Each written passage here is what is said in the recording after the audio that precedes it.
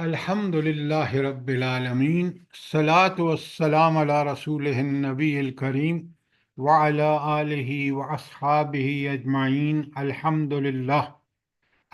للہ الذی ہدانا لہذا وما کنا لنہتدی لولا ان ہدانا اللہ۔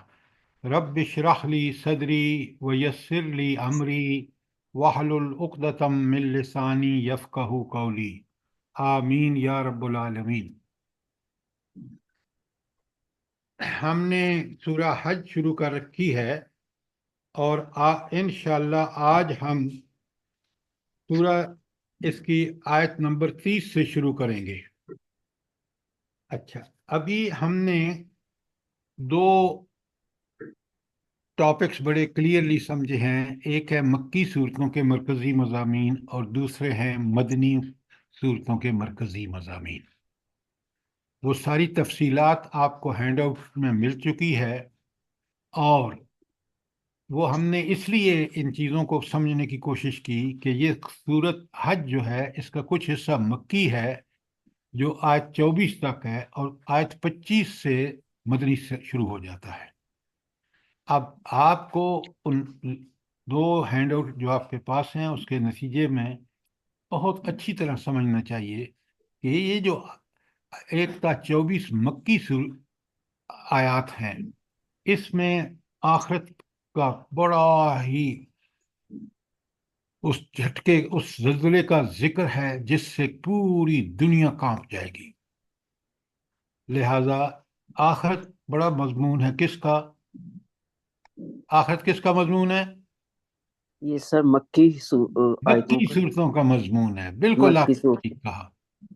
اس کی وجہ یہ ہے، دیکھیں، ایمان، بات کو پوری طرح سمجھے، ایمان یہ ہے کہ انسان توحید، آخرت اور رسالت کے بارے میں اس کی فکر، اس کی سوچ بالکل کلیئر ہو، صاف واضح ہو کہ اللہ تعالیٰ کیا ہے، اس کی صفات کیا ہیں، توحید ذات کیا ہے، توحید صفات کیا ہے، اور توحید حقوق کیا ہے۔ جب تک ان حقوق کو، اللہ تعالیٰ کے ان حقوق کو ادا نہیں کریں گے، ہم دنیا میں بھی نہ کامیاب ہو سکتے ہیں نہ آخرت میں۔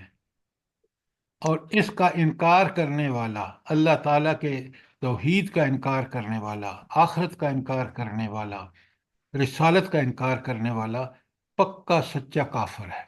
اور اس کے لیے جو انذار، جو تنبیہات قرآن میں آئی ہیں، اب ہم کہتے ہیں بھائی ہم تو بڑے مسلمان ہیں کیونکہ ہمارے باپ دادا مسلمان تھے، لیکن کیا ہمارے اعمال میں اور کافروں کے اعمال میں اور منافقوں کے اعمال میں کوئی فرق ہے؟ کبھی دیکھا ہے آپ نے؟ کبھی سوچا آپ نے؟ آج یہ ذلتیں ہمارے کیوں مقدر ہیں؟ یہ صرف اس وجہ سے کہ ہم قرآن پر کہتے ہیں ہم ایمان لائے، لیکن ہمارا یقین نہیں ہے کہ اگر ہم نے اس کے مطابق عمل نہ کیا تو جیسا کہ یہ قرآن خود اور اللہ تعالیٰ نے واضح طور پر فرما دیا کہ پھر ان لوگوں کو جو اس قرآن کے مطابق، قرآن و سنت کے مطابق اپنی زندگی نہیں گزاریں گے، وہ میری رحمتوں کے مستحق نہیں ہو سکتے۔ لہٰذا آپ اس پوری جو 24 آیات ہیں نا، 25 مکی، ان کو ذرا سمجھ کے کریں نا، جیسے کہ آپ دیکھ رہے ہیں، پڑھ رہے ہیں، ہم سمجھ رہے ہیں کہ قرآن نے حق ادا کر دیا ہے، انذار کا بھی اور تبشیر کا بھی، بشارتوں کا بھی حق ادا کر دیا ہے۔ اور بلا یہ کون سی آیات ہیں جس میں اللہ تعالیٰ نے انذار، قرآن کا مقصد بھی کیا ہے؟ یاد رکھیں، نبی، انبیاء اور قرآن، دنیا میں دو بڑے ان کے کام تھے، باقی بھی تھے لیکن دو بہت بڑے کام تھے۔ وہ دو بڑے کام کیا تھے انبیاء کے اور آسمانی کتابوں کے؟ جلدی بتائیں۔ انذار اور تبشیر۔ انذار، یہ اچھی طرح نوٹ کر لیں۔ اب اگر آپ دیکھیں تو قرآن کی یہ جگہ جگہ آیات ہیں، قرآن بھرا پڑا ہے انذار اور تبشیر سے، لیکن یہ جو ہم نے پڑھی ہے نا، اس میں اگر آپ دیکھیں تو یہ جو آیات ہیں 20 تا 22،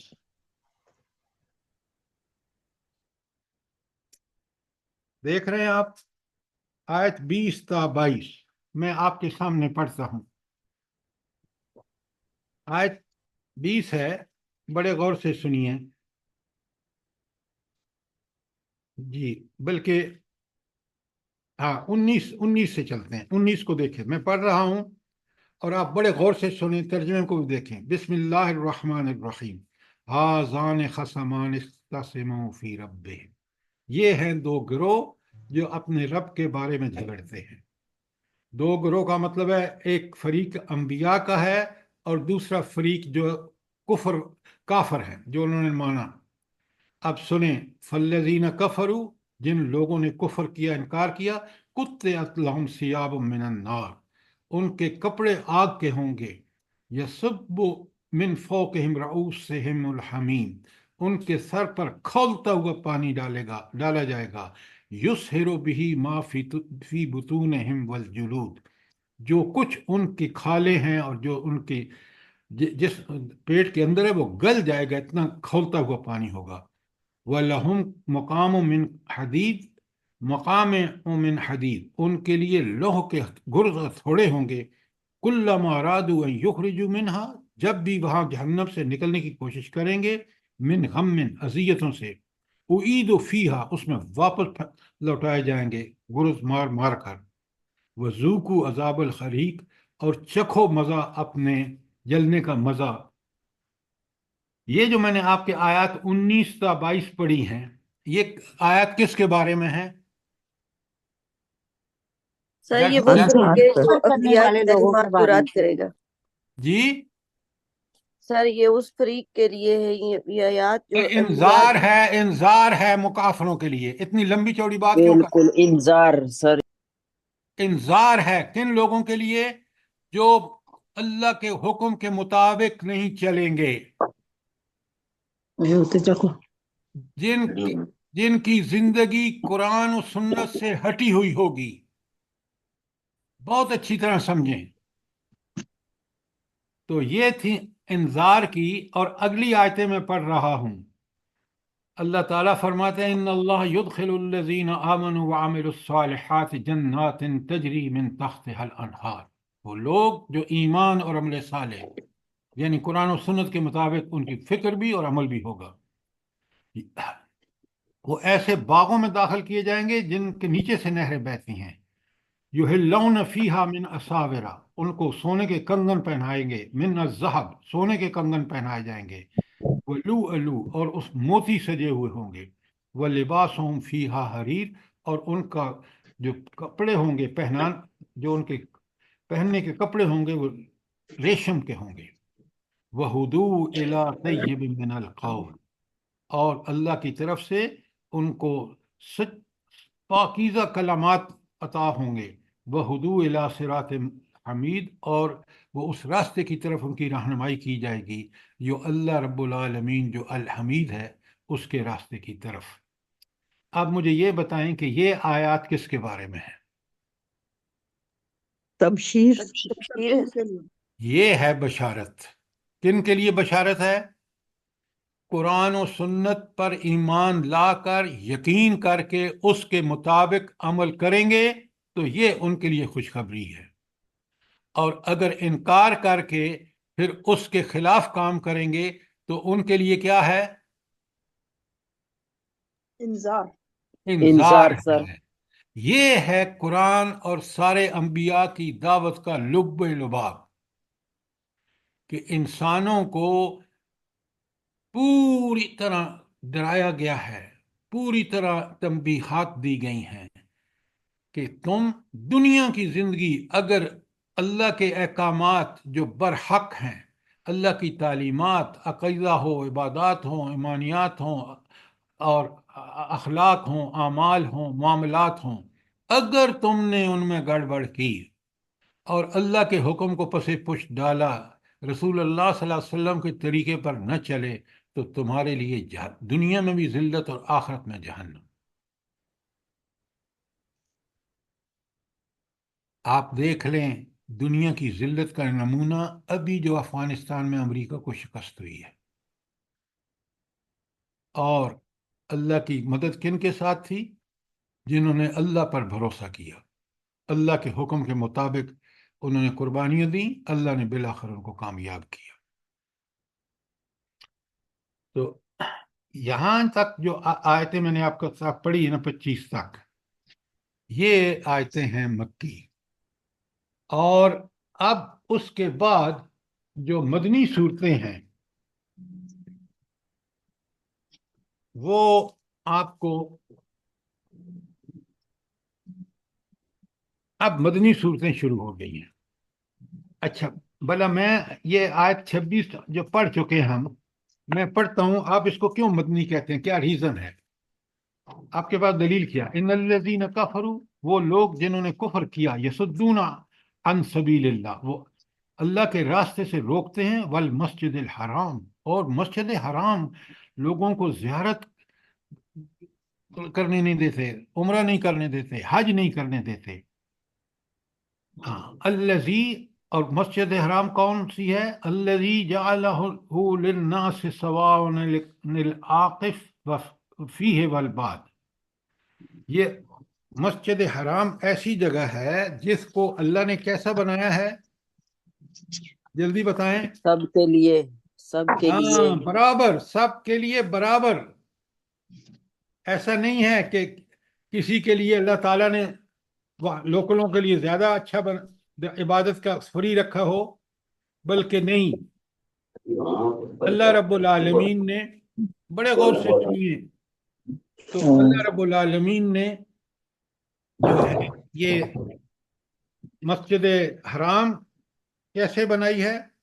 الذی جعلہ للناس سواء العاقف عاقف فیہ والباد، اور یہ اللہ تعالیٰ فرماتے ہیں ہم نے اس کو بنایا ہے جس میں مقامی باشندوں اور باہر سے آنے والوں کے حقوق برابر ہیں۔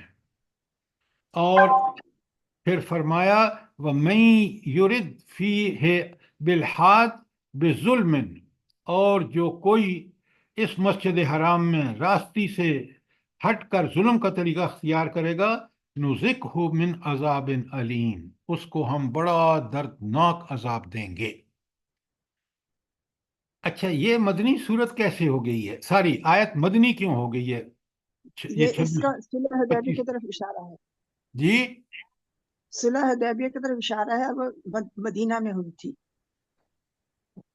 دیکھیں، یہ صورت کب نازل ہوئی ہے؟ حج، صلح حدیبیہ تو ہوا ہی نہیں تھا، آپ کیسی بات کہہ رہے ہیں؟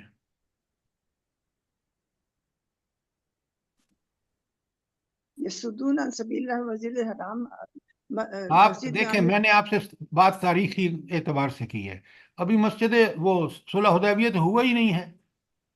صحیح کافروں ہے۔ نے، دیکھیں قرآن سمجھ کے پڑھیں خدا کے لیے، کافروں نے جب ہجرت کی مسلمانوں نے، تو ہجرت کے بعد انہوں نے کہا اب یہ نہ عمرہ کر سکتے ہیں، نہ حج کر سکتے ہیں، نہ مسجد حرام کی زیارت کے لیے آ سکتے ہیں۔ اب مسلمانوں کو ہجرت کے بعد رہ رہ کے یہ یاد آتا تھا کہ ہم مکے میں تھے تو کیا اللہ تعالیٰ کا کرم تھا کہ ہم کم از کم، اگرچہ ہم ایمان لانے کے بعد تو مزے لیتے تھے عمرے اور حج کے اور سب چیزوں کے، لیکن یہ چیز ہمیں مکے میں میسر تھی، اب ہم اس سے خالی ہیں۔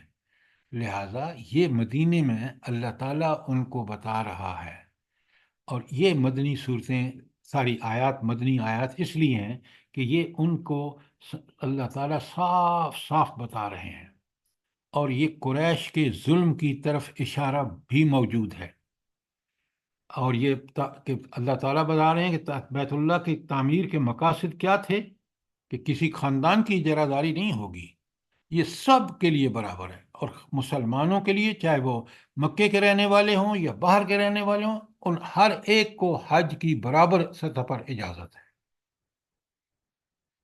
اور ایک اور بات جو یہاں نکلتی ہے وہ بہت اچھی طرح سمجھیں کہ مسجد حرام کی حفاظت تمام مسلمانوں کی مشترکہ ذمہ داری ہے، یہ صرف سعودی عرب والوں کی نہیں ہے، یہ پاکستانی، انڈونیشی، ملائیشی، سارے عرب ملکوں کی حکومتوں کی جوائنٹ ذمہ داری ہے کہ جب بھی وہاں کوئی ایسا مسئلہ آئے تو اس کی ان سب کی ذمہ داری ہے کہ اس کی حفاظت کے لیے اپنے سارے ذرائع اور وسائل خرچ کریں۔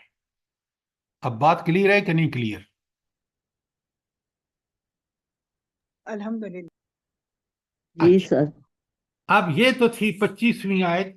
اب یہاں آپ دیکھیں بڑا اللہ تعالیٰ نے کلیئرلی بتایا ہے کہ یہ بیت اللہ کا یا مسجد حرام کے قیام کا مقصد کیا تھا، اور اس میں سب عبادت کے لحاظ سے سارے مسلمان، عربی اجمی سب کچھ سارے برابر ہیں۔ اچھا، اس کے بعد اب آیت 26 پر آتے ہیں، اور آپ نے کل پڑھ لیا، میں بالکل اشارہ کروں گا۔ بسم اللہ الرحمن الرحیم وَإِذْ بَوَّأْنَا لِإِبْرَاهِيمَ مَكَانَ الْبَيْتِ، یاد کرو وقت جب ہم نے ابراہیم کے لیے اس گھر یعنی خانہ کعبہ کی جگہ تجویز کی تھی۔ تو یہ خانہ کعبہ اور اس کی جگہ تجویز کرنے کا حق اللہ تعالیٰ نے فیصلہ فرمایا، اور تعمیر حضرت ابراہیم نے کیا۔ اللہ تشرک بی شیئا، کہ میرے ساتھ کسی کو شریک نہ کرنا۔ یہ کس پر طنز ہے بلا؟ طنز کس پر ہے؟ مشرکین مکہ کے لیے۔ مشرکین مشرکین مکہ کہ مکہ کے اللہ لیے نے، سر۔ اب بڑا بات سنیے بڑے غور سے اور سمجھیے بات کو۔ اللہ نے تعالیٰ نے تو اس گھر کو توحید کا خالص گھر بنایا اور منع کر دیا کہ شرک نہ کرنا، اور قریش مکہ جو نبی کریم صلی اللہ علیہ وآلہ وسلم کو کی زندگی اور مہاجرین ساری مومن عورتوں کی اور مومن مردوں کی زندگی تنگ کر رکھی تھی، ان کو بتایا جا رہا ہے کہ تم نے اس گھر کے اندر کیا کچھ کر دیا، جس کو اللہ تعالیٰ نے ابراہیم علیہ السلام سے کہا وہ طاہر بیتی للطائفین والقائمین والرکع السجود، اور میرے گھر کو طواف کرنے والوں، قیام اور رکوع کرنے والوں کے لیے پاک رکھو۔ تم نے تو اس کو بت اندر رکھ کے 360 کیا حشر کر دیا ہے۔ اچھا، اس کے بعد آیت نمبر 27 میں اللہ تعالیٰ فرمایا، کبھی غور کیا کریں، آپ مجھے ایک بات بتائیں، دنیا میں مسلمان جہاں کہیں بھی ہے، مغرب میں، مشرق میں، شمال میں، جنوب میں، اس کی ایک بہت بڑی تمنا کیا ہے؟ حج کرنے کی، حج کرنے۔ حج کریں۔ حج اور عمرہ کی، ٹھیک ہے۔ اب اللہ تعالیٰ یہ کیوں، دیکھیں نا، آپ کو سوچنا چاہیے کہ آخر یہ ہر مسلمان، گناہ گار مسلمان تک بھی یہ چاہتا ہے کہ کاش اس کو یہ موقع مل جائے۔ اب اس کی وجہ یہاں آیت 27 میں ہے، وَأَذِّن فِي النَّاسِ بِالْحَجِّ، اللہ تعالیٰ حکم دے رہے ہیں خلیل اللہ ابراہیم علیہ السلام کو، اور لوگوں کو حج کے لیے اذن عام دے دو۔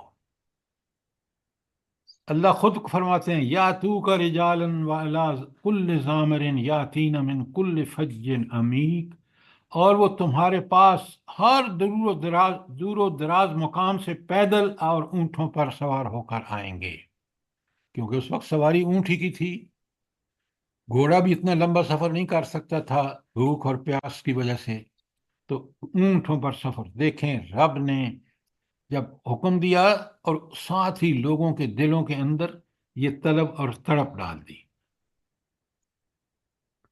یہ تھا آیت 27 جو ہم نے کل کی ہے، اور آیت 28 میں فرمایا، جب آپ دیکھتے ہیں وہاں حج پہ، سبحان اللہ، لِيَشْهَدُوا مَنَافِعَ لَهُمْ، تاکہ وہ دیکھیں جو ان کے لیے یہاں فائدے رکھے گئے ہیں، وَيَذْكُرُ اسْمَ اللَّهِ فِي أَيَّامٍ مَّعْلُومَاتٍ، اور چند مقرر دنوں میں ان جو ہے، ہاں، معلومات، عَلَىٰ مَا رَزَقَكَهُم مِّن بَهِيمَةِ الْأَنْعَامِ، اور ان جانوروں پر اللہ کا نام لیں جو اس نے انہیں بخشے ہیں۔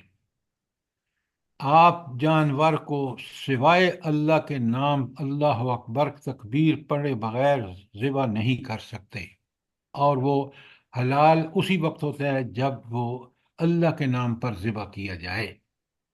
کسی جانور کی جان بھی اللہ کے حکم کے بغیر نہیں لی جا سکتی، ذرا غور فرمائیں۔ اور پھر فرمایا وَكُلُوا مِنْهَا، ان قربانیوں کے گوشت میں سے خود بھی کھاؤ، وَأَطْعِمُوا الْبَائِسَ الْفَقِيرَ، اور تنگ دست محتاج کو بھی کھلاؤ۔ کیا بات ہے! یہ حج کی دنیاوی برکات ہیں، اور اللہ تعالیٰ پر، اللہ تعالیٰ چوپاؤں جو جن کو ہم ذبح کرتے ہیں ان پر اللہ تعالیٰ کا نام لینا فرض قرار دیا گیا۔ اور یہاں ہی اسی میں وہ جو مشرکانہ رسوم تھیں ان کا خاتمہ بھی کر دیا گیا۔ یہ تھی آیت نمبر 28 اور آیت نمبر 29۔ حج کے بعد جب وہ حج کے ایام ختم ہو جائیں تو آخری رسوم کیا ہے؟ ثم لیقضوا تفثہم، پھر وہ اپنا میل کچیل دور کریں، نہائیں دھوئیں جو صاف ستھرے ہو کر، ولی یوفو نذورہم، اور اپنی نظریں جو بھی انہوں نے اللہ کے لیے منتیں مانی ہیں، منت کسی اور کے لیے نہیں مانی جا سکتی۔ اگر کسی نے کہا کہ میں وہاں نفل پڑھوں گا، یہ کروں گا، وہ سب کرے۔ یطوفوا بالبیت العتیق، اور اس قدیم گھر کا طواف کریں۔ دیکھیں نا، یہ کتنی بڑی سعادت ہے کہ آپ وحیلانہ اس اللہ کے گھر کا طواف کر رہے ہیں، دعائیں مانگ رہے ہیں، اور بالکل یہ سمجھتے ہیں کہ اللہ کا گھر ہے۔ گویا یہ کتنی بڑی سعادت ہے ان مسلمانوں کے لیے جن کو اللہ حج کا شرف بخشتا ہے یا عمرے کا۔ اب مسلمانوں کو رہ رہ کے مدینے میں یہ سب چیزیں یاد آ رہی تھیں کہ اب وہ ہر راستہ ہمارے اوپر بند ہے۔ سر جی، یہ جو طواف کا اینڈ میں ہے، یہ جب ہم پورا کر لیتے ہیں حج، اور جو طواف زیارت آخر میں کرتے ہیں، یہ اس کا ذکر ہے؟ بالکل اسی کا ذکر ہے۔ جزاک لیکن اللہ۔ حج کے دوران بھی ایک دیکھیں نا، ایک ایک جو رکن ہے حج کا، اس کو ادا کرتے ہوئے انسان کو کتنا سکون ملتا ہے۔ بے شک، سبحان اللہ۔ دیکھیں، اس خانہ کعبہ کا طواف خود نبی کریم صلی اللہ علیہ وآلہ وسلم نے کیا۔ ہم وہ عمل جو خود نبی کریم صلی اللہ علیہ وآلہ وسلم نے ہمیں حکم ہے کہ ہر وہ عمل کرو جو نبی صلی اللہ علیہ وسلم نے کیا، تو یہ تو ان مسلمانوں کو اللہ تعالیٰ شرف بخشتا ہے کہ جو وہاں پہنچ جاتے ہیں۔ بے شک، سبحان اللہ۔ اچھا، اب آ جائیے، دیکھیں اللہ تعالیٰ نے یہ جتنے مقامات ہیں نا، ان کو شعائر اللہ کہتے ہیں۔ یہ اللہ کی نشانیاں ہیں، کعبۃ اللہ ہو، طواف ہو، قربانی ہو، عرفات میں قیام ہو، وغیرہ وغیرہ جتنے بھی۔ اللہ تعالیٰ فرماتے ہیں، اب آج کی آیت ہم شروع کر رہے ہیں، آیت 30۔ اب تک ہم نے خلاصہ بیان کیا، کوئی سوال ہو، کوئی چیز کلیئر نہ ہوئی ہو، تاکہ ہمیں پوری طرح اس گھر کی لوکیشن، تعمیر کہ اللہ کے حکم سے ہوا، ابراہیم خلیل اللہ نے اس کو تعمیر کیا، وغیرہ وغیرہ، وہ ساری تفصیلات کلیئرلی بتا دی گئیں۔ اور اللہ تعالیٰ نے اپنے فضل و کرم سے یہاں اس کی ساری حقیقت بیان کر دی، اور وہ جتنے کفار قریش نے اس کو جس طرح الجھا دیا تھا، اس کو کلیئر کر دیا۔ اگر کوئی سوال ہے تو پوچھیں، ورنہ میں آیت 30 پڑھ رہا ہوں۔ بسم اللہ الرحمن الرحیم۔ ذالکا، یہ ذالکا جو ہے نا، یہ اوپر سارا کچھ جو ہے نا اس کا خلاصہ ہے، کہ یہ سارا کچھ جو اوپر بیان ہوا ہے، وَمَن يُعْظِمْ حُرُمَاتِ اللَّهِ فَهُوَ خَيْرٌ لَهُ عِندَ رَبِّهِ۔ تو یہ تھا اوپر جو ذالکا ہے نا، یہ تھا تعمیر کعبہ کا مقصد، یہ ہے اس کا مفہوم پورا جو اوپر بیان ہوا ہے۔ اور اس کے بعد فرمایا وَمَن يُعْظِمْ حُرُمَاتِ اللَّهِ فَهُوَ خَيْرٌ لَهُ عِندَ رَبِّهِ، جو کوئی اللہ کی قائم کردہ حرمتوں کا احترام کرے تو یہ اس کے رب کے نزدیک خود اس کے لیے بہتر ہے۔ اب اگر میں نے اور آپ نے نعوذ باللہ حج اس لیے کیا کہ ہمیں لوگ واپس جا کے حاجی کہیں، تو یہ بڑا دکھاوا ہوگا، اور یہ اللہ کو قبول نہیں ہے۔ اللہ کو قبول کیا ہے کہ ہم وہاں ایک ایک چیز کی جو شاعر اللہ ہیں ان کی حرمتوں کا پورا پورا خیال رکھیں. اور دیکھیں یہ اتنا بڑا اعزاز ہے کہ انسان کے سابقہ گناہ معاف ہو جاتے ہیں. یہ گناہ اسی وقت معاف ہوں گے جب وہ ان پوری روح کے ساتھ حج کے ارکان ادا کرے گا. باقی اگر ہمیں دولت ملی ہے اور ہم نے یہ طے کر لیا کہ ہر سال ہم نے حج کرنا ہے اور اللہ کے لوگوں کو پتہ چلے، یہ اللہ کے ہاں قابل قبول نہیں. آپ کریں، پوری اخلاص سے اللہ کے لیے کریں، اور اس کو کبھی اپنے لیے وجہ ترجیح نہ بنائیں. اللہ تعالیٰ فرماتے ہیں کہ وَأُحِلَّتْ لَكُمُ الْأَنْعَامُ إِلَّا مَا يُتْلَى عَلَيْكُمْ، اور تمہارے لیے مویشی جانور حلال کیے گئے ما سوا ان چیزوں کے جو تمہیں بتائی جا چکی ہیں کہ یہ جانور ہیں، یہ اس طرح ان کو حلال کرنا ہے، جو حلال ہوتے ہیں. اور جب اس کے ہٹ کر اس کے پیروی نہیں کرتے جو اللہ کے احکامات ہیں تو پھر یہی جانور حرام ہو جاتا ہے، یہ کھانے کے قابل نہیں ہوتا. تو جانوروں کے بارے میں ہدایت آ گئی. پہلی دیکھیں، پہلا جو میں نے آپ کے سامنے بتایا، وَمَن يُعْظِمْ حُرُمَاتِ اللَّهِ فَهُوَ خَيْرٌ لَهُ عِندَ رَبِّهِ. پہلی بات کہ حرمات کا جتنا احترام کرے گا وہ اس کے اپنے لیے بہتر ہے، نمبر ایک. نمبر دو، سر جی جان ومن يعظم، یعظم نہیں، ومن يعظم. ساری وَمَن يُعَظِّمْ، جی ٹھیک ہے، جزاک اللہ. وَمَن يُعَظِّمْ حُرُمَاتِ اللَّهِ فَهُوَ خَيْرٌ لَهُ عِندَ رَبِّهِ. تو جو کوئی، پہلی بات کہ حج پہ اب آپ کو اور مجھے کیا خیال رکھنا ہے کہ جو شاعر اللہ ہے ان کی پورا احترام کریں. نمبر دو، وَأُحِلَّتْ لَكُمُ الْأَنْعَامُ إِلَّا مَا يُتْلَى عَلَيْكُمْ. اور دوسری بات کہ جتنے جانور حلال کیے گئے ہیں ما سوائے ان چیزوں کے جو تمہیں بتائی جا چکی ہیں. اس پہ جتنے احکامات ہیں حلال و حرام کے جانوروں کو حلال کرنے کے، اس کے بارے میں پوری طرح عمل پیرا ہونا چاہیے. نمبر دو، تیسری بات ہے فَاجْتَنِبُوا الرِّجْسَ مِنَ الْأَوْثَانِ، بتوں کی گندگی سے بچو. یہ قریش پر طنز ہے کہ بدبختو، ابراہیم علیہ والسلام نے تو تمہیں بتایا کہ اس کو توحید کا مرکز بنایا تھا، تم نے بت رکھ دیے.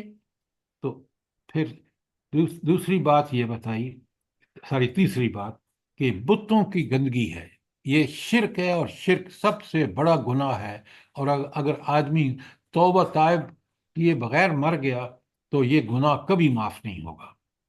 اور چوتھی بات، وَاجْتَنِبُوا قَوْلَ الزُّورِ، اور جھوٹی باتوں سے پرہیز کرو. اب یہ جھوٹی باتیں جو ہے نا، یہ بڑا وسیع المفہوم لفظ ہے یہاں پر، کہ ہر کام جو اللہ تعالیٰ کو ناپسند ہے، جس سے منع کیا ہے، اگر وہ تم کر رہے ہو تو وہ جھوٹی بات ہے. اب آپ دیکھیں کہ اس آیت نمبر 30 میں 4 باتیں کہی گئی ہیں، اور چاروں نچوڑ ہیں اللہ تعالیٰ کی ہدایت اور تعلیمات کا. اور کتنی سخت پابندیاں ہیں کہ حج کے دوران انسان پوری طرح قرآن و سنت پر اخلاص کے ساتھ عمل کرے اور صرف اللہ تعالیٰ کی رضا کے لیے کرے. اور اس سر جی بات یہ کا جھوٹی بات کیا ہے، بھرپور، اس کو ذرا بتائیں. جی یہ جو جھوٹی بات ہے یہ کیا ہے، اس کو ذرا کھول کے بتائیں. کون میں نے آپ کو بتایا ابھی، آپ سن نہیں رہے تھے کہ جی جی جھوٹی سن. بات یہ، پلیز سنیں بات. جھوٹی بات یہ ہے کہ اللہ تعالیٰ نے جس چیز کا حکم دیا ہے اس کو عین اسی کے مطابق کرنا سچی بات ہے، سچی اطاعت ہے. اور جھوٹی بات یہ ہے کہ ان احکامات، ان تعلیمات، ان ہدایات جو اللہ نے اہل ایمان کو دی ہیں، ان کو چھوڑ دینا، ان کے خلاف کرنا، ان کو نگلیکٹ کر ان سے غافل ہونا، یہ ساری جھوٹی باتیں ہیں. اب بات اوکے. سمجھ آئیے کہ نہیں آئی؟ جی جی جزاک اللہ. سر یہ جو لکھا ہوا ہے نا، اللہ ما یتلا علیکم، مگر وہ جو پڑھی جائیں تم پر، سر اس کی ذرا وضاحت کر دیں. بھائی یہ جانوروں کا پیچھے پڑ رہے ہیں، دیکھ رہے ہیں نا آپ، تو جانوروں پر آپ جب تک اللہ کا نام نہیں لیتے وہ حلال نہیں ہوتے. تو وہ احکامات جو اللہ تعالیٰ نے جانوروں کو حلال کرنے کے لیے دیے ہیں ان پر بنو ان عمل کرو. آپ جی سر. تکبیر پڑھتے ہیں تو وہ یتلا علیہم ہے. جی سر، جزاک اللہ سر. سر جی السلام علیکم ورحمۃ اللہ وبرکاتہ. سر جی یہ وہ والی آیت نہیں آئے گی حرم علیکم وہ جو ہے وہ مردار اور خون اور سور کا گوشت آیت میں ذہن بھائی میں وہ تو سورۃ ساری المائدہ. حرام چیزیں ہیں. سنیں، اچھا ٹھیک. وہ ساری حرام چیزوں کی لسٹ ہے. یہاں حلال بھی کریں گے تو اسی طرح کریں گے جس طرح اللہ نے حکم دیا ہے. وہ تو کلیئر کٹ حرام ہے نا، اس کی اللہ تعالیٰ نے الگ سے اس آیت میں ذکر فرمایا ہے. بات سمجھ آئیے نہیں آئی؟ جی سر. جی جی غیر سر. جی اللہ کے نام پہ کوئی وہ نہیں قبول ہوگا، کھانے کے لیے نہیں ہے، صرف اچھا، اللہ کے نام پہ. اب آگے آیت 30 پہ کوئی سوال ہے تو کریں، ورنہ 31 بڑے غور سے سنیں.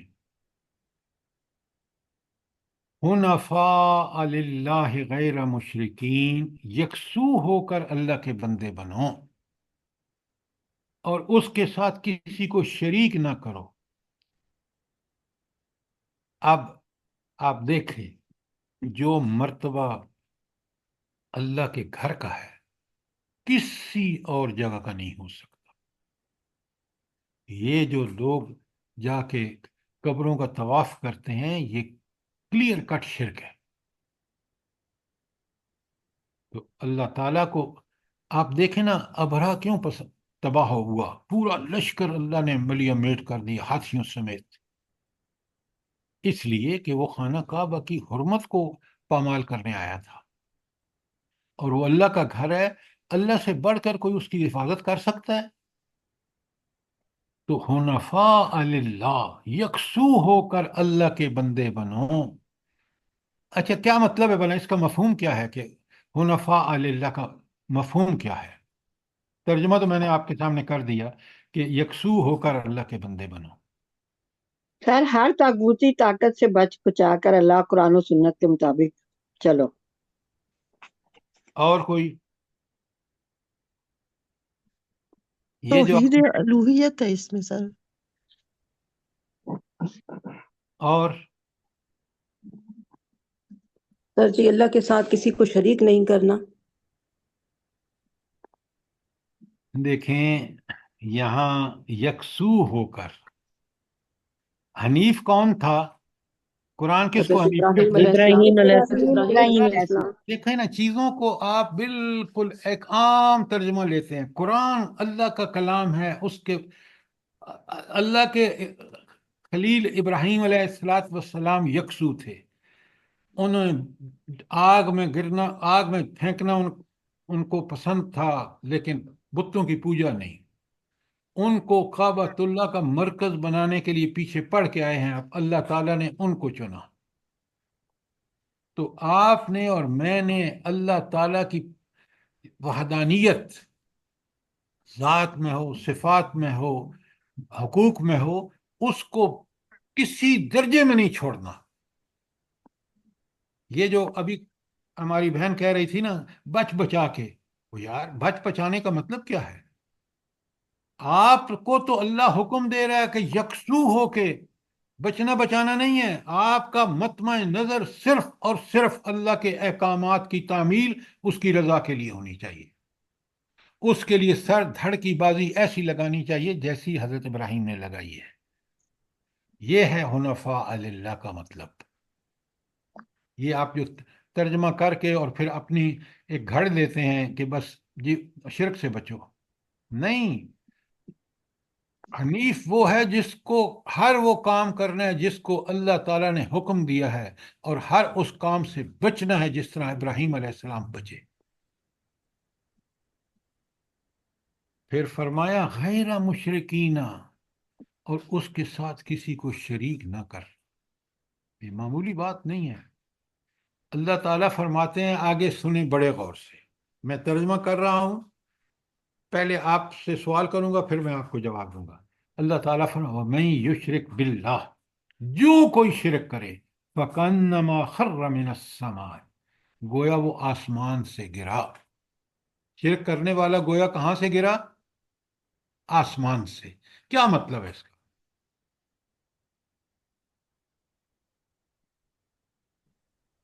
پر خواہش اب آپ نفس کو بتانے والا کوئی نہیں ہے. آپ یہ بالکل آپ اس کی صحیح توجہ نہیں کر رہے. بڑے غور سے سنیے. جب توحید پہ قائم تھا تو کس بلندیوں پر تھا؟ آسمان کون سی بلندیوں پر تھا؟ آسمان کی آسمان آسمان کی بلندیوں پر تھا. کیوں؟ توحید پر قائم تھا. جب اس نے شرک کیا تو اس آسمان کی اعلیٰ ترین بلندی سے نیچے گرنا شروع ہو گیا. تو شرک جو ہے، توحید گویا انسان اللہ پاک کے پاس آسمانوں پر ہے، اور مشرک جو ہے وہ وہاں سے گر کر زمین کی طرف آ رہا ہے. آگے کیا قرآن خوبصورت لاتا ہے، فَتَخَطَّفَهُ الطَّيْرُ. اب جب وہ اللہ کو چھوڑا، توحید کو چھوڑا، گرا، اور گویا اسے یا تو پرندے اچک کے لے جائیں، وَتَهْوِي بِهِ الرِّيحُ فِي مَكَانٍ سَحِيقٍ، یا ایسی جگہ پھینک دے، ہوا اس کو ایسی جگہ پھینک دے جہاں اس کے چیتھڑے اڑ جائیں. یہ ہے شرک کی اللہ تعالیٰ نے جو مثال دی ہے کہ مشرک کا کیا برا حشر ہوتا ہے، اور توحید پرست کن بلندیوں پر ہوتا ہے اللہ کے پاس. یہ ہے اس کا مفہوم. اب اگر کوئی سوال ہو تو ضرور کریں.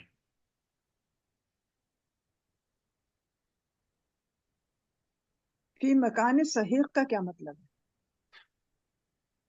جب ہوائیں تیز طوفان آتا ہے تو وہ اڑا کے بندے کو کہیں کا کہیں پھینک دیتی ہیں، دور و دراز.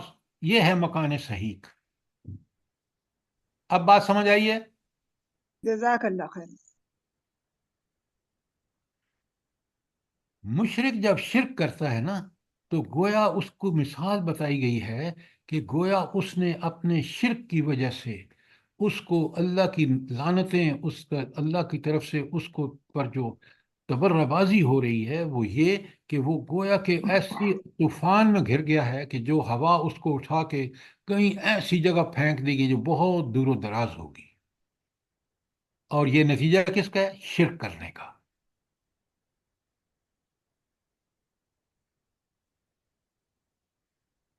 دیکھیں نا، جب اس نے شرک نہیں کیا تو وہ سوائے اللہ کے کسی کا بندہ نہیں تھا، گویا وہ آسمان پر تھا.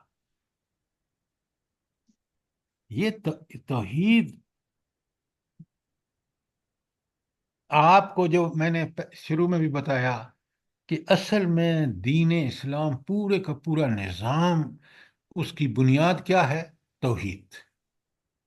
آپ کے پورے ایمان، آپ کا رسالت پر ایمان اس وقت ہوگا، یقین اس وقت ہوگا جب آپ کو توحید کا یقین ہوگا کہ میرا رب کن صفات کا مالک ہے. اس جیسی صفات کسی کی بھی نہیں ہے. اس نے یہ وعدہ کیا ہے کہ وہ انسانوں کے لیے دنیا میں ہدایت بھیجے گا.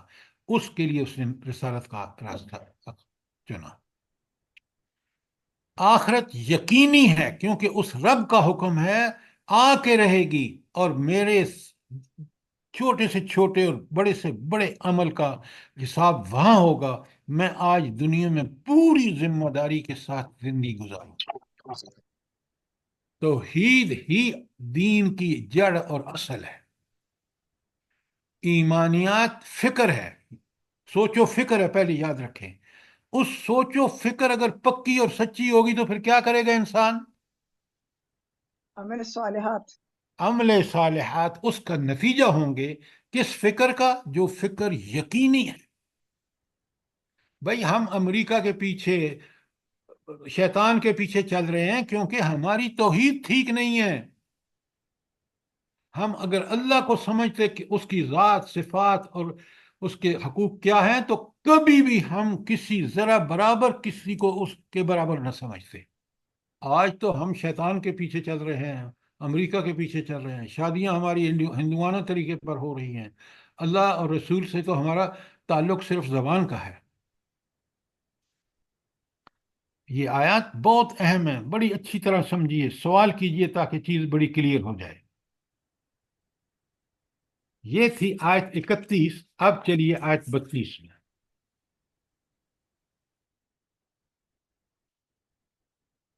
ذالک من یعظم شعائر اللہ. تو کیا بات سمجھنے کی ہے کہ اصل معاملہ یہ ہے کہ جو اللہ کی مقرر کردہ شعائر کا احترام کرے. اب آپ کو میں نے بتایا ہے کہ یہ جو شاعر ہیں یہ ساری وہاں جو خدا پرستی کی جو علامات ہیں، خواہ وہ اعمال ہوں جیسے نماز، روزہ، حج، زکوٰۃ، یا اشیاء ہوں جیسے مسجد ہے، قربانی کے جانور ہیں، اونٹ وغیرہ ہیں، وہ کعبۃ اللہ ہے، وہ مطاف ہے، اور وہ ہے آپ کا عرفات وغیرہ ہے. تو جس قدر انسان ان کا احترام کرے گا، اس کا مطلب یہ ہے کہ اس کے دل میں تقویٰ ہے، اللہ کا خوف ہے، اور وہ اللہ کی ان نشانیوں کو دیکھ کر اپنے رب کا بھرپور احترام کرتا ہے. اس لیے اللہ آگے کہتے ہیں فَإِنَّهَا مِن تَقْوَى الْقُلُوبِ. یہ تو دلوں کا تقویٰ ہے، یہ دلوں کے تقوی میں سے ہے کہ وہ فی الواقع اللہ تعالیٰ کا خوف اور ڈر اپنے دل میں رکھتا ہے کہ جب حج اور عمرے پہ جاتا ہے تو ان شعائر اللہ کو، اور ویسے جو آپ کی مسجد، نماز، اقامت نماز وغیرہ، اس کا بھرپور احترام کرتا ہے. تو یہ احترام جو دل کا اس کا احترام کا کس کا نتیجہ ہے؟ دل کے تقوی کا نتیجہ ہے. اور یہ اس بات کی علامت ہے کہ اس بندے کے اندر خوف ہے، جبھی تو ان شاعر اللہ کا احترام کر رہا ہے.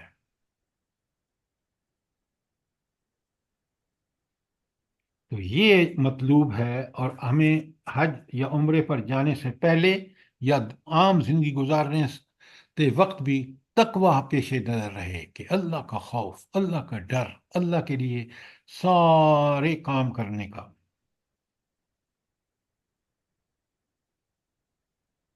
کوئی سوال یہاں تک آیت 32 تک؟ اب آ جائیے آیت 33. لَكُمْ فِيهَا مَنَافِعُ إِلَىٰ أَجَلٍ مُّسَمًّى. تمہیں ایک وقت تک مقرر ان، یہاں جو ہے آیت ہے قربانی کے جانوروں کے بارے میں، تو تمہیں ایک وقت مقررہ تک ان جانوروں سے فائدہ اٹھانے کا حق ہے. ثم محلها إلى البيت العتيق. پھر ان کو قربان کرنے کی جگہ اسی قدیم گھر کے پاس ہے. یعنی جتنے بھی جانور آپ نے ساتھ لے گئے ہیں، یا اب تو وہاں انتظام ہے کہ آپ پیسے جمع کرا دیتے ہیں، وہ قربانی کر دیتے ہیں، لیکن یہ سسٹم اس وقت نہیں تھا.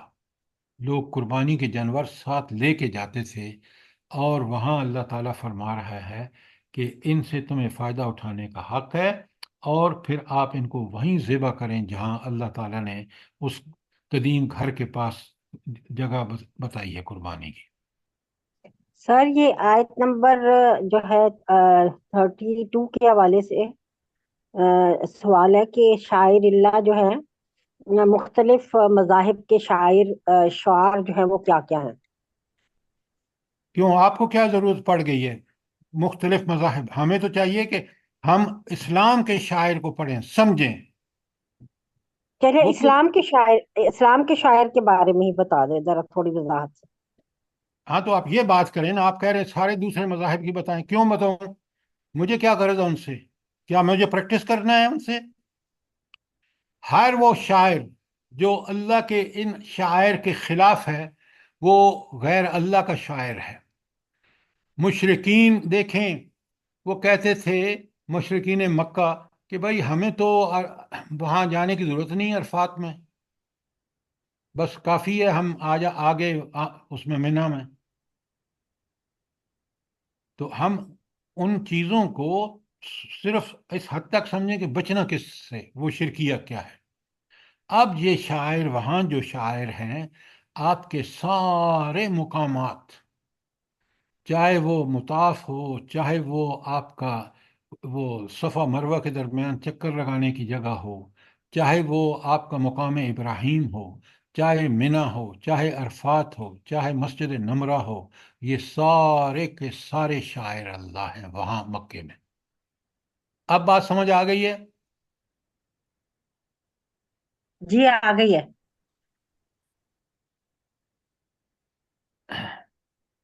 اچھا، اب آگے چلتے ہیں۔ تو یہ گویا ابو داؤد کی ایک حدیث ہے کہ منا پورا قربان گاہ ہے اور مکے کے تمام راستے قربان گاہ ہیں۔ یہ ابو داؤد کی حدیث ہے کتاب الصیام میں۔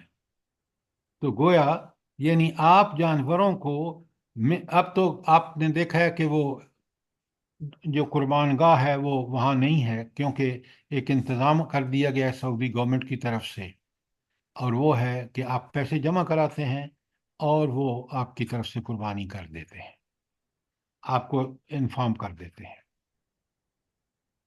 کوئی سوال آج 33 کے بارے میں؟ سر جی یہ جو منافع کی بات کی گئی ہے، ایک وقت مقرر تک ان کے سے فائدہ اٹھانے کا حق ہے تم پر۔ ہاں، بہت اچھا سوال کیا آپ نے۔ یعنی آپ جب قربانی سے پہلے آپ ان جانوروں کا دودھ پی سکتے ہیں، ان پر سواری کر سکتے ہیں، یہ سارے کام جو ہیں، یہ ایسا نہیں ہے کہ قربانی سے پہلے وہ آپ ان کو بالکل فری کر دیں، نہیں، ان کو بہترین کھانا کھلاؤ، بہترین خوراک دو، لیکن ان کا دودھ، اگر دودھ دینے والے ہیں تو دودھ پی سکتے ہیں، سواری کے تو ان پر سواری کر سکتے ہیں۔ جزاک اللہ، بات سمجھ آ گئی؟ جی سر جی، جزاک اللہ خیر۔ اس طرح سوالوں سے کلیئر کر لیا کریں، بعض چیزیں جب بیان کر رہے ہوتے ہیں تو آپ کو وہ سمجھ آپ کے خیال سے نکل جاتی ہیں، تو ان کے لیے ضروری ہے کہ آپ سوالوں کے ذریعے چیزوں کو کلیئر کر لیا کریں۔ جزاک اللہ۔ سر یہ جو بیت العتیق کہا گیا خانہ کعبہ کو، تو خانہ کعبہ کے اور بھی نام ہیں، تو اگر ان ناموں کے بارے میں بتا دیا جائے تو مہربانی آپ ہوگی۔ پہلے کیمرہ بند کریں، ساری دنیا آپ کی فوٹو دیکھ رہی ہے، کیمرہ ہمیشہ آپ کا بند ہونا چاہیے۔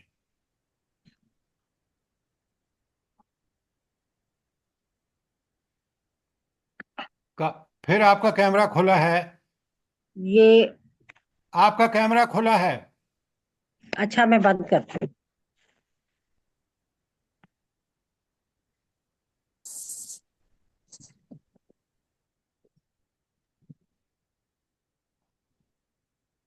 اچھا، اب آ جائیے آیت نمبر 34 پر۔ آیت نمبر 34 میں اللہ تعالیٰ فرما رہے ہیں وَلِكُلِّ أُمَّةٍ جَعَلْنَا مَنْسَكًا لِيَذْكُرُوا اسْمَ اللَّهِ عَلَى مَا رَزَقَهُم مِّن بَهِيمَةِ الْأَنْعَامِ۔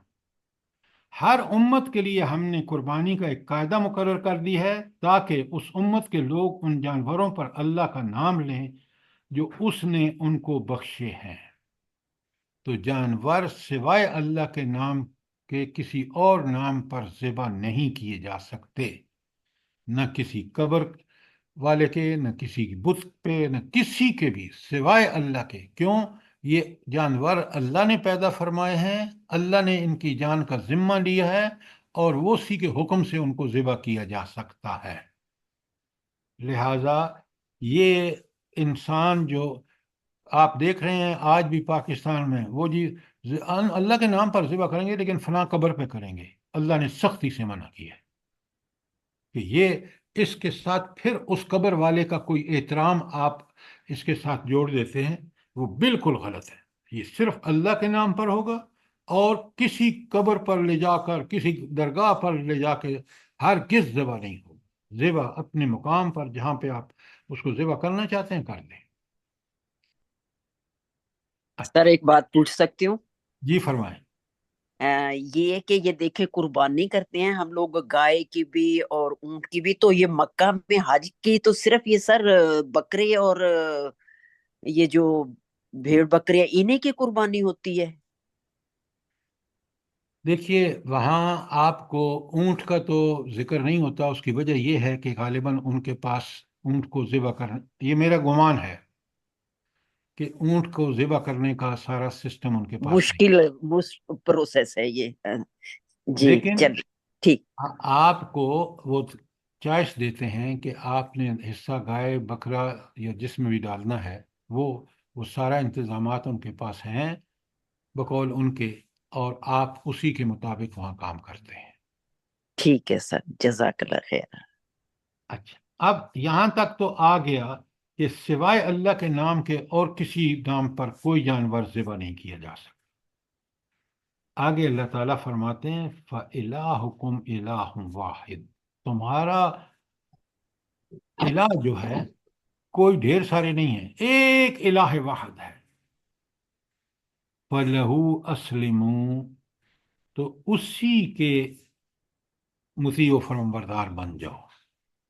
ये फलहू अस्लमू का मफहूम क्या होगा, इसका शार्ट तशरीह क्या होगी? तौहीद अलूहियत सर। डॉक्टर साहबा, इस तरह आप जब बात करते हैं ना कि तौहीद उलूहियत, बात ठीक है, लेकिन यहाँ जब आप समझाने के लिए बात कर रहे हैं तो हर आदमी समझे जो सुन रहा है। सर टोटल सिर्फ अल्लाह सबमिशन। ताला की अताअत करनी है। देखें, ये बात आपकी बिल्कुल ठीक है, बिल्कुल सही, उसका अंग्रेजी मफहूम है टोटल सबमिशन। यहाँ फलहू अस्लिमू का मतलब ये है कि जिंदगी का हर मामला अकायद से मुतल्लिक हो, बड़े गौर से सुने, अकायद से मुतल्लिक हो नंबर एक, नंबर दो अखलाक से मुतल्लिक हो, नंबर तीन मामलात से मुतल्लिक हो, नंबर चार अल्लाह का कोई हुक्म हो, आप उसकी in true sense and spirit मिन्नो अन उसकी की इताअत करें, उसको मानने का हक अदा करें ताकि अल्लाह राजी हो जाए। ये है फलहू अस्लिमू का मतलब, टोटल सर जी एक सबमिशन। सवाल है कि यहाँ सिर्फ तौहीद अलूहियत तो फिर नहीं आ रही जैसे आप माने बता रहे मैंने तो नहीं बताया। हैं। जी जी वही मैं कह रही हूँ कि सिर्फ वही तो वो तो नहीं आएगी, बाकी तो वहाँ भी ओहो, तौहीद आएगी। आप लेकिन तौहीद उलूहियत है ही यही कि इला अल्लाह को, माबूद अल्लाह को मानो। जरा आप उसके खोले ना तो बिल्कुल मफहूम यही है कि तौहीद उलूहियत ये है कि सिवाय उसको इलाह वाहिद मानने के जो पीछे आया है, फ़इलाहुकुम इलाहुम वाहिद फलहू अस्लिमू, तो उसको इलाह मानोगे तो उसकी इबादत, इबादत का मतलब है चाहे आपके अकायद हों, ईमानियात हों, अखलाक हों, मामलात हों, कोई मामला हो, शादी ब्याह निकाह तलाक, सिर्फ उसी की अहकामात पर चलो। अब बात समझ आई है कि नहीं? जी सर जी जी, सर। यानी कि जिंदगी का हर जज़ाकल्लाह। मामला अताअत इलाही के साथ करें। हाँ, और ये उलूहियत यही है कि अल्लाह को इलाह मानने का मतलब ही यही है। कोई सवाल है तो सवाल करें जरूर। जजाकल्ला सर जी, समझ आ गई। आयत 34 के बारे में कोई सवाल? अच्छा, अब जरा सर ये सर जो ये सर ये एक हिस्सा मुखबितीन रह को गया थोड़ा सा ना, मुखबितीन को बता दे जरा। अच्छा, वबश्शिरिल मुखबितीन। हाँ, ये कहाँ आया है? ये आयत के आखिर में है। हाँ, बशिर मुखबितीन, और इन मुखबितीन को बशारत दे दो। अब सुने, मुखबितीन का मफहूम ये है, मुखबत कहते हैं, जमा है मुखबितीन, मुखबतून होगा वो मरफू, और मुखबितीन है क्योंकि यहाँ मफूल आया है तो मुखबतून जो है मजरूर और मुखबितीन। मंसूब। अच्छा, अब बड़े गौर से सुनिए, अगर आप कुरान का जौक रखते हो ना तो वो जो अल्लाह ने कहा है ना पीछे कि फलहू अस्लिमू, ये वो लोग हैं जो मुखबितीन हैं, जो अल्लाह की इताअत का हक अदा करते हैं हर मामले में, ये है मुखबितीन। اور اللہ فرماتے ہیں ان مخبتین کو، جنہوں نے فَلَهُ أَسْلِمُوا، جو اس کے ٹوٹل سرنڈر کر دیا، سوچ و فکر ہو، عمل صالح ہو، اخلاق ہو، معاملات، کوئی چیز ہو، جب وہ اللہ کے عین حکم کے مطابق کر رہے ہیں تو وہ مخبتین ہیں۔ بات سمجھ آئیے کہ نہیں آئی؟ جی سر، جزاک اللہ خیر۔ اس کا ترجمہ ہم عاجزی کرنے والے نہیں کریں گے؟ وہ عاجزی کا مطلب کیا ہے؟ اللہ کے سامنے عاجزی کا مطلب کیا ہے؟ ذرا بتائیں مجھے۔ یہ عاجزی بندوں کے سامنے نہیں ہے، یہ اللہ کے دیکھیں قرآن کی روح اور اس کو کانٹیکس میں، آیت کی کانٹیکس میں سمجھیں۔ عاجزی کر دیں گے تو عاجزی کا مطلب کیا ہے؟ عاجز اللہ کے سامنے عاجز وہ ہے جو اللہ کے ہر حکم کو من و ان بجا لائے، ورنہ اگر وہ اللہ کے حکم کی پرواہ نہیں کرتا تو وہ سرکش اور باغی ہے۔ بات سمجھ آئیے کہ نہیں آئی؟ الحمدللہ۔ لفظی معنوں میں اور کانٹیکس میں جو مفہوم ہے اس کو اچھی طرح سمجھیں۔ فرق عاجزی اگر آپ تو آپ کہیں گے بس جو بندہ ہر کسی کے سامنے جو ہے وہ اس کی عزت کرتا ہے وہ عاجز ہے۔ نہیں نہیں، یہاں عاجزی کا مطلب ہے فَلَهُ أَسْلِمُوا والے جو ہیں وہ عاجز ہیں۔ اب سنیں غور سے، آگے خود قرآن اگلی آیت میں بتا رہا ہے، آیت 15 میں یہ مخبتین کی صفات اس میں آ رہی ہیں۔ کون ہے مخبت؟ الذین اذا ذکر اللہ وجلت قلوبہم۔ پہلی بات، جب ان کے سامنے اللہ تعالیٰ کا ذکر کیا جائے تو ان کے دل ڈر جاتے ہیں۔ اچھا، اللہ کے ذکر سے دلوں کے ڈرنے کا مفہوم کیا ہے؟ بتائیں مجھے۔ اللہ کی ناراضگی کا خوف، ان کا ایمان بڑھ جاتا ہے سر۔ سورہ انفال۔ اس کے سامنے کھڑے ہو کے حساب دینے کا خوف۔ یہ ہوئی نا بات، باقی ساری باتیں آپ کی سیکنڈری ہیں، کہ میں نے اس اللہ کے سامنے جو ہر وقت حاضر ناظر ہے، جس کا علم کا میں احاطہ نہیں کر سکتا، جس کو میری نیت کا بھی پتہ ہے، میں نے اس کے سامنے حساب دینا ہے۔ اس بات کا خوف جو ہے وہ ہے وجلت قلوبہم۔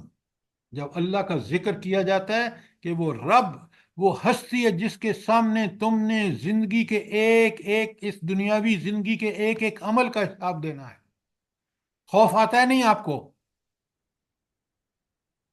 یہ بالکل ہے، سر، جب ایسی آیتیں آتی ہیں تو دیکھیں پاؤں سے زمین کھسک جاتی ہے۔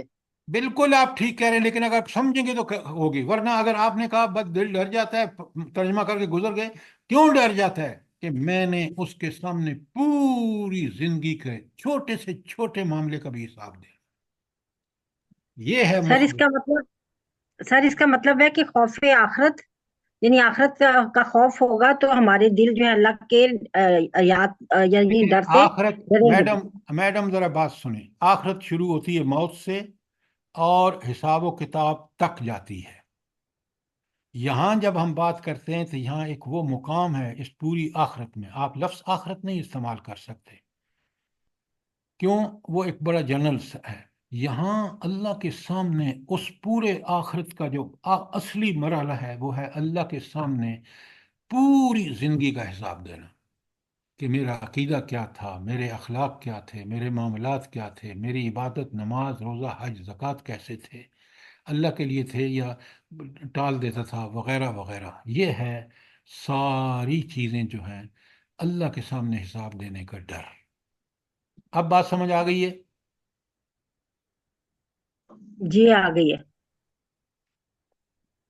اذا الذین اذا ذکر اللہ وجلت قلوبہم، پہلی بات کہ جب اللہ کا ذکر ہوتا ہے کہ وہ اللہ جس کے سامنے میں نے پیش ہونا ہے، جس کو میری نیتوں کا بھی اور عمل کا ٹھیک ٹھیک پتہ ہے، ایک۔ دوسرا، نمبر دو، والصابرین علی ما اصابہم، جو بھی تکلیف ان کو پہنچتی ہے اس پر وہ صبر کرتے ہیں۔ اچھا، اب آپ مجھے بتائیں کہ یہ اللہ نے دوسری مخبتین کی، پہلی تھی نا इज़ा ज़ुकिरल्लाहु वजिलत कुलूबुहुम, और दूसरी सिफत उनकी बताई कि वस्साबिरीना अला मा असाबहुम, जो भी उनको मुसीबत पहुंचती है उस पर सब्र करते हैं। क्या मतलब है इसका? कोई अजीज मर गया, माँ बाप बेटे औलाद मर गई, और या जैसे कोई, सर आजकल फलस्तीनियों का मामला है। अब आप बीच में बिल्कुल ऐसी बात कर देते हैं जिसका कोई ताल्लुक यहाँ नहीं होता। वो फलस्तीनी सब्र कर रहे हैं, आप और मैं जो है वो जबरदस्ती का सब्र कर रहे हैं। हमारी हुकूमतें नहीं कर रही, हम नहीं कर सकते। इसलिए बात जब मैं कर रहा हूं तो पूरी तरह सुना करें, ताकि आप उस बात को समझें और फिर आइंदा के लिए पूरी, अगर मैं गलत कह रहा हूं तो मुझे बिल्कुल साफ बताएं। तो साबिरीन अला मा असाबहुम, यहाँ एक ख़ास मकसद है कि जो भी मुसीबतें पहुंचती हैं उनको उस पर सब्र करते हैं। उनके अजीज और रिश्तेदार मर जाएं, उनको तंगदस्ती आ जाए, उनको बीमारी लाहक हो जाए, कोई भी मुसीबत आ जाए, उस पर वो सब्र करते हैं। सब्र का मतलब क्या है कि अल्लाह से तब की तरफ तवज्जो कर लेते हैं और उस मुसीबत से निजात के लिए अल्लाह से दुआएं मांगते हैं, और शोर गुल नहीं करते कि हाय मर गया, हाय ये हो गया, नहीं। वो सिर्फ और सिर्फ सब्र और शुक्र के साथ अल्लाह की तरफ तवज्जो करके अल्लाह से दुआएं मांगते हैं। और सबसे बड़ा सहारा उनका क्या होता है? सब्र के लिए सबसे बड़ी चीज क्या है? जल्दी बताएं। नमाज नमाज के कायम साथ करते हैं। नमाज। वल मुकीम सलात। अल्लाह ताला के नबी करीम सल्लल्लाहु अलैहि वसल्लम हज़रत बिलाल से कहते थे कि बिलाल ज़रा चले नमाज पढ़ें, बहुत परेशानी है। तो परेशानियों को दूर करना और सब्र करना, मुसीबतें याद रखिए, अल्लाह ताला की तरफ से ये मुसीबतें आती सिर्फ इसलिए हैं ताकि इंसान सब्र और शुक्र की रविश अख्तियार कर ले। ये मोमिन का सबसे बड़ा सरमाया है। आपके मुल्क में जो हो रहा है, जो हुकूमतें कर रही हैं, जो जो आज आप देख रहे हैं, ये सारा बेसब्री का नतीजा है।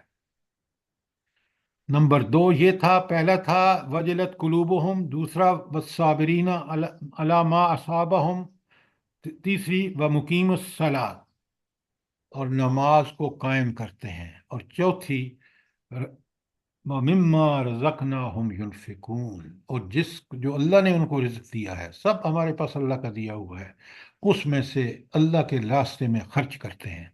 अब आपको मुखबितीन का माना 4 सिफात हों। नंबर 1 लिख लीजिए, अल्लज़ीना इज़ा ज़ुकिरल्लाहु वजिलत कुलूबुहुम, नंबर 1। नंबर 2 वस्साबिरीना अला मा असाबहुम, नंबर 3 क्या है? व सब्र मुकीमुस करने वाला, सलात, और चौथी नमाज हमें कायम करने वाला। मिम्मा मिम्मा रज़क़नाहुम रज़क़नाहुम युनफिकून। युनफिकून। कुरान ने खुद आपको बता दिया कि मुखबितीन कौन हैं, जिनको अल्लाह की खुशखबरी दे दी जाए। अब चारों आप इसके ऊपर लिख लें ताकि आपको पता चले कि हमें अगर मुखबत बनना है तो फिर हमें 4 खूबियां हमारे अंदर होनी चाहिए, और ये पूरे दीन का निचोड़ है। आप देखें तो है कि नहीं है? जी सर, जी बिल्कुल। सर, जी बिल्कुल है। फिर इनको पढ़िए आयत को, कोई सवाल हो तो दोबारा कीजिए। और अब क्योंकि वक्त हो चुका है, 2-3 मिनट ऊपर हो चुके हैं, हम सबको अल्लाह ताला तौफीक दे कि हम इन्हीं आयत के मिस्दाक पक्के सच्चे मोमिन बन जाएं। रब्बना तकब्बल मिन्ना इन्नका अंतस समीउल अलीम व तुब अलैना इन्नका अंतत तव्वाबुर रहीम।